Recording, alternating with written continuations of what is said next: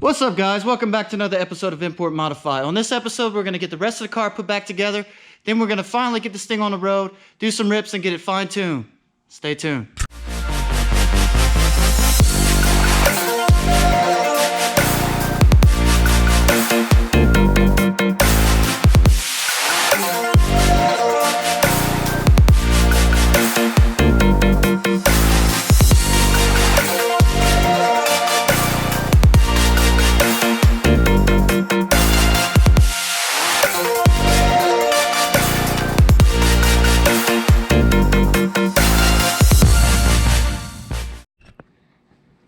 Alright, so one of the things I noticed whenever I took the front bumper cover off was the bracket that holds the side of the front piece right here.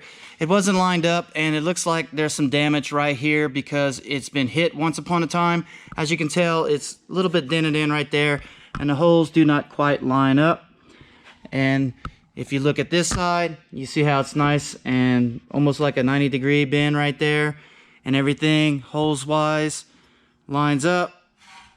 So I'm going to go ahead and take this bucket out, and then I'm going to take my hammer and see if I can bend this back as close as to what it should be, just to get the holes to line back up. And then from there, we'll move on to making the bracket to secure the intake manifold. Couple little things, put the hood back on, get everything back together, and then we'll get this thing on the road.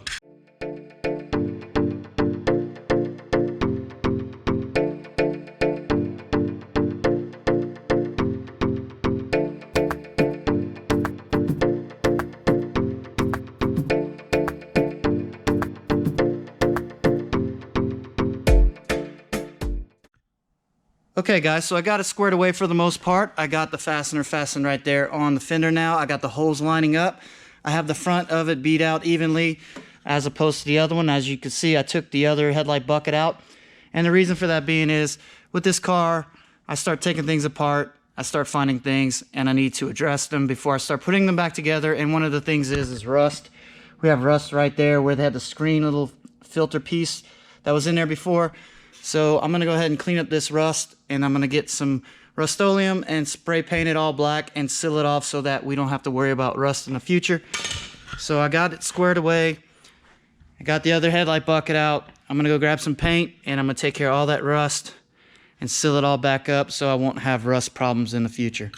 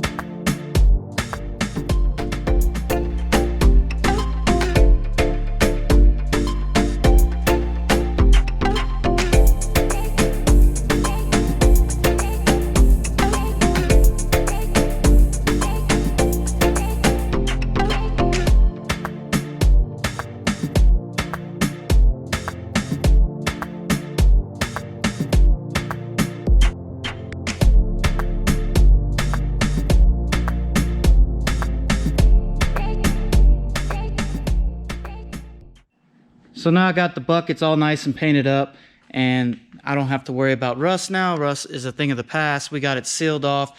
Now I like to use the Rust-Oleum Professional, and it is industrial grade. You can buy it at Walmart and anything like that. Any retail store basically that sells Rust-Oleum.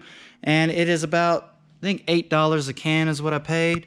And the stuff dries in 15 minutes, and it is a very, very durable coat of paint. So I like to use that for applications like this. And I also went ahead and sanded down and painted this area right here because it was rusted pretty good as well from over the years, weather and moisture building up. it had a nice layer of rust, and I got that all down to the metal and painted that up, and I got the other side done as well. So at least we got this taken care of. I don't have to worry about rust in the future. So I'm gonna let this cure up a little bit more. It's drying pretty well, but it's still wet in certain areas. And then after that, I'll go ahead and install the buckets, and then we'll move on to, I guess, making the bracket for the masked airflow sensor. So looking around, trying to figure out a good way to hold up the intake right here. It is very hard for me to make a bracket to mount to the masked airflow, and then if I do that using this aluminum flat stock, it's going to put quite a bit of leverage load on the masked airflow bracket. So I think what I'm going to do is I'm going to bend these tabs inward, and then I'm going to cut them and then drill holes on each individual side. That way I can slide it in between, bolt it in, and then I have this piece of flat stock right here.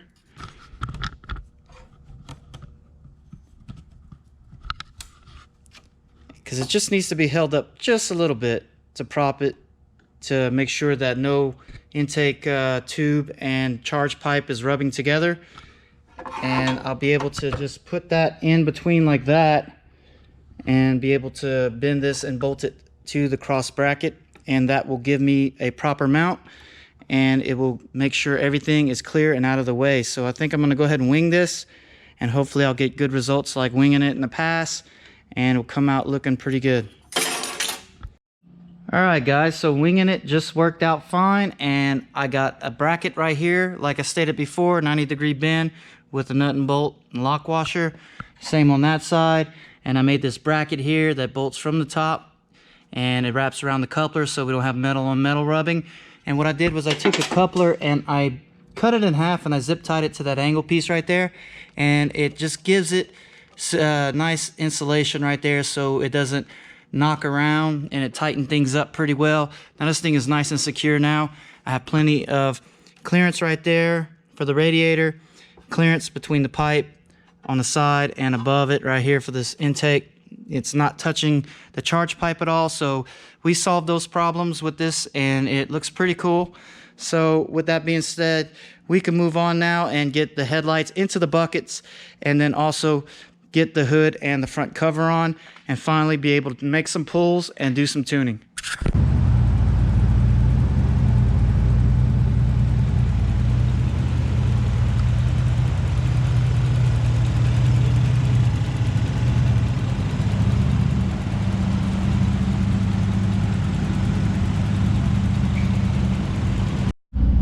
Alright guys, so we're about warmed up now on the temp gauge. I got it idling. We're right about Scorchio a little bit, and I usually have to mess with this dial a little bit to get it to the even spot. Right there is about Scorchio, and we're good right there. So this thing right here is an Apex SAFC2. It's basically a fuel controller. It takes the mass airflow sensor reading along with a couple other sensors, and it's a piggyback unit. It takes that signal, interrupts it, calculates it for the amount of air fuel you want to adjust, and then it sends the signal to the ECU for it to send the signal out to the injectors. So basically right now we're dialed in, and it divides the RPM range is at 6,000 RPM is red line. So I got it divided among 12 different points because that's how many points of adjustment it gives you. So we got 800, 1400, 2000, 2400, 2800, 3200, 38, 42, 48, 52, 56, and 6,000. So those are our points of an adjustment, and that's what we'll be making our adjustments throughout that range. Now I'm gonna have my hands full looking at the RPM, looking at the wideband O2 sensor, and driving it. So I'm gonna try to get the best footage that I can while doing all this, and it could be a little bit of a daunting task for first timers.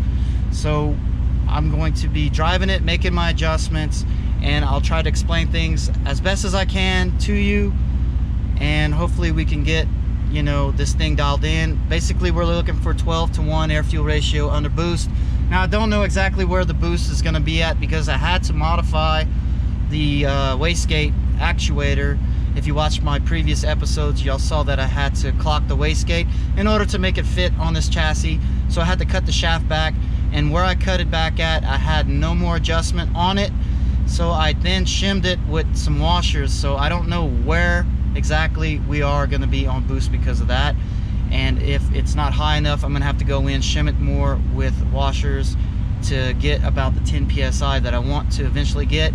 So that's yet to be seen, and that will be on future episodes if I have to do that. Hopefully we get the 10 psi. I don't have to do anything, but that's just, you know, wishing. But anyway, let's go ahead and make some rips and see where we're at, see what adjustments we got to make, and I'll show you as best I can how we go about doing it all.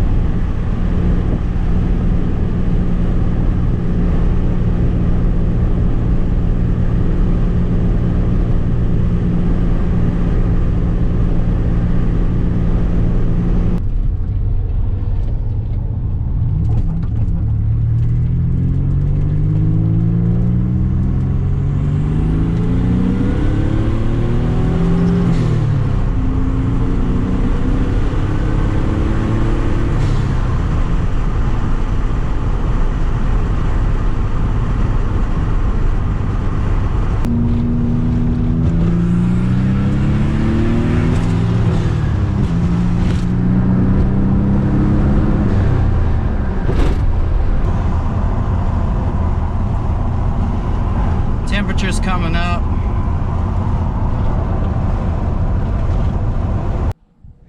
Well guys, unfortunately I had to cut the test drive short because I got into some stop and go traffic and noticed that the coolant temperature was climbing up. So with that being said, I'm not getting enough airflow across the radiator in stop and go traffic, and I kind of foresaw that with looking at the front of the car, because the radiator used to sit at a 45-degree angle, and that was to allow air from the low position to come up and cross the radiator fins. Now with it being vertically as opposed to the 45, it just is all covered in that area from the nose piece. So kind of foresaw that. You guys commented on that, but I wasn't sure, so I had to drive it. Had to see for myself how it would actually work.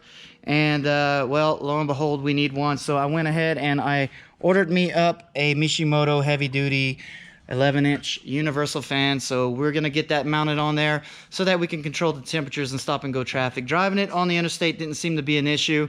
The temperatures were within, you know, tolerance. So with that being said, I am very sorry I could not get more footage of me testing it, but I did get a little bit done. I was able to start dialing it in, and getting the air fuel ratios where they need to be is just kind of a little daunting task. Like I said it before, looking at the individual gauges and making little adjustments and then driving it again. So I'm going to need that radiator fan in order to get that all done. So next episode, that's what we got forward to look to. We're going to get that radiator fan installed. We're going to go ahead and make some more rips, get this thing dialed in, and see how well it does. I got it up to about almost 7 psi of max boost. So I just need to play with the ratios more, be able to get on the car more, not worry about the coolant temperatures, and we'll go from there. These things are experimental. That's why we do these things.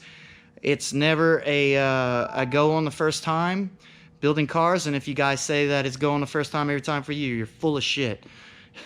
Anyway, I'm all done for this episode, guys. We're gonna get this coolant thing under wraps on the next episode. Go out, get some more of the testing done. I'll show you guys and explain more. So like, comment, subscribe, and share, and I will see you guys on the next episode.